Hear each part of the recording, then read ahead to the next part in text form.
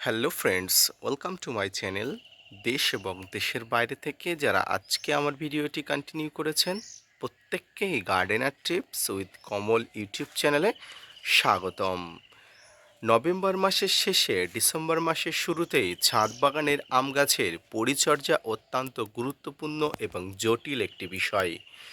যে বিষয়টি অত্যন্ত মনোযোগ সহকারে আপনাকে মনোনিবেশ করতে হবে। সামান্যতম ভুল হলে এবং এখানে পরিচর্যার ঘাটতি হলে ছাদ বাগানে এই সিজনে আম পাওয়া আপনার অদূর ভবিষ্যৎ হয়ে দাঁড়াবে।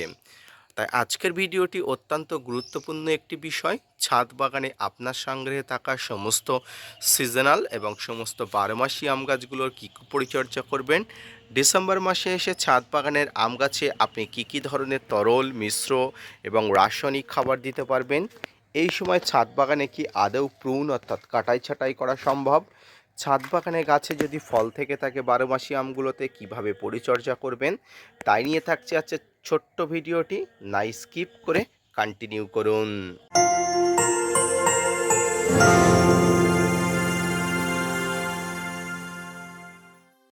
বারোমাসি আম থেকে শুরু করে সিজনাল আম ছাদ বাগানে অত্যন্ত গুরুত্বপূর্ণ একটি বিষয়। তাই আপনাকে সঠিক সময়ে সঠিকভাবে পরিচর্যা করতে হবে, বিশেষ করে ডিসেম্বর মাস থেকে।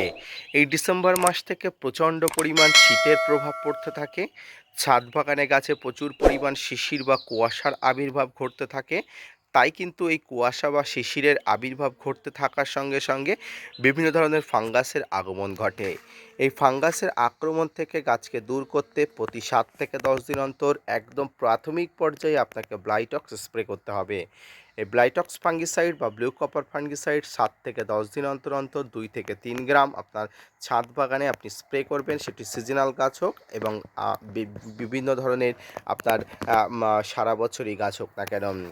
এর পাশাপাশি ছাদ বাগানে গাছের এই সময় বিভিন্ন ধরনের কীটনাশকের স্প্রে করার প্রয়োজন আছে। এই কীটনাশকের মধ্যে আপনাকে অবশ্যই আলফামেট্রিন 10% ইসি কম্পোজিশনের কীটনাশক, ডাইমাটের 30% কম্পোজিশনের যে কোনো কীটনাশক, ইমিডাক্লোপিড গ্রুপের যে কোনো কীটনাশক এবং সবিক্রন 425 ইসি কম্পোজিশনের যে কোনো কীটনাশক আপনাকে প্রয়োগ করতে হবে।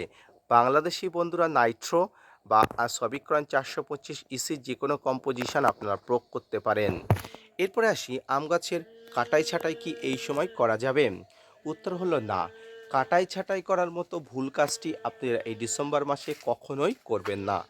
কারণ ডিসেম্বর মাসে কাটাই ছাঁটাই করলে আম গাছে কিন্তু কখনোই মুকুল আসবে না।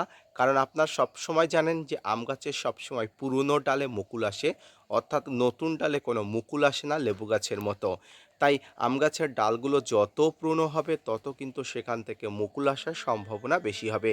তাই এই সময় আপনি কাটাই ছাঁটাই করলে আপনার মুকুল আসা কিন্তু একদম শেষ, কোনোভাবেই কিন্তু মুকুল আসবে না। শুধুমাত্র এই সময় আপনারা ছাদ বাগানের আম গাছের যে খাবারটি দিতে পারবেন সেটি হচ্ছে একটি তরল খাবার।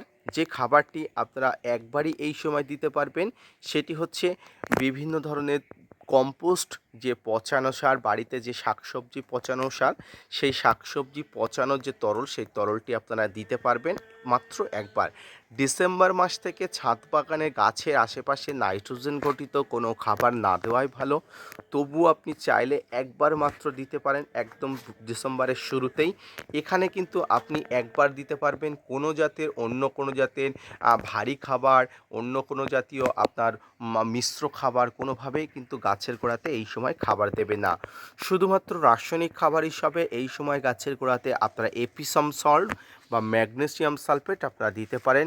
এর পাশাপাশি আপনারা এসএসপি বা সিঙ্গল সুপার ফসফেট ছাদ বাগানের আম গাছের গোড়াতে আপনারা অল্প করে খুঁচিয়ে দিতে পারেন।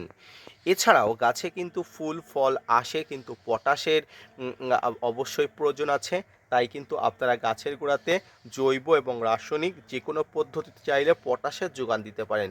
পটাশের যোগান দেওয়ার জন্য আপনারা ছাদ বাগানে এমওপি অর্থাৎ মিউরেটেড অফ পটাশ, যেটাকে আমরা লাল পটাশ বলি, সেই লাল পটাশ জলে গুলে গাছের গোড়াতে দিতে পারেন। এতে কিন্তু গাছের সঙ্গে বা মাটির সঙ্গে তাড়াতাড়ি অ্যাবজর্ব হয়ে যায়। আপনারা যদি এসওপি দিতে চান অর্থাৎ সালফেট অফ পটাশ দিতে চান, সেটি আপনারা মাটিতে দিতে পারেন এবং গাছে স্প্রে করতে পারেন। তবে এই ক্ষেত্রে গাছের গোড়াটা দেওয়াটাই সবচেয়ে বেস্ট। তাই কিন্তু এই সময় এমওপি একটু জলে গুলে আপনারা অবশ্যই দিতে পারেন। আপনারা যদি এমওপি বা এসওপি না দিতে চান, এই সময় আপনারা কলার খোসা আপনারা অবশ্যই জলে গুলে সেই জলটা কিন্তু গাছের গোড়ায় দিলে বেস্ট কাজ হবে। এছাড়াও কলার খোসার আপনারা শুকিয়ে ঠিক এমনভাবে গাছের গোড়াতে অবশ্যই দিতে পারেন। এই কলার খোসার সঙ্গে আপনারা যদি অল্প করে ভাত আপনারা ছড়িয়ে দিতে পারেন, দেখতে পাচ্ছেন আমার গাছের গোড়াতে দেওয়া আছে। এই ভাতে প্রোটিন, ফ্যাট, ভিটামিন, কার্বোহাইড্রেট বিভিন্ন জিনিস থাকে।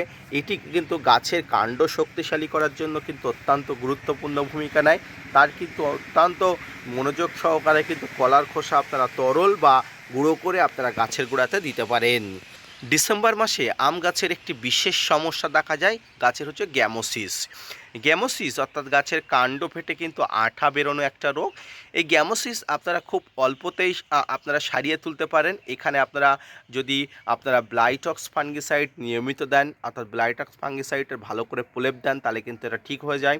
আপনারা যদি বদ্ধ মিক্সচার ব্যবহার করেন, তাহলে সেক্ষেত্রেও কিন্তু আপনারা এই যে গ্যামোসিস যেন রোগ কিন্তু ঠিক করতে পারেন। দেখেন গাছের গোড়াতে কিন্তু কারণে অকারণে কিন্তু নানা ধরনের সমস্যা দেখা যায়।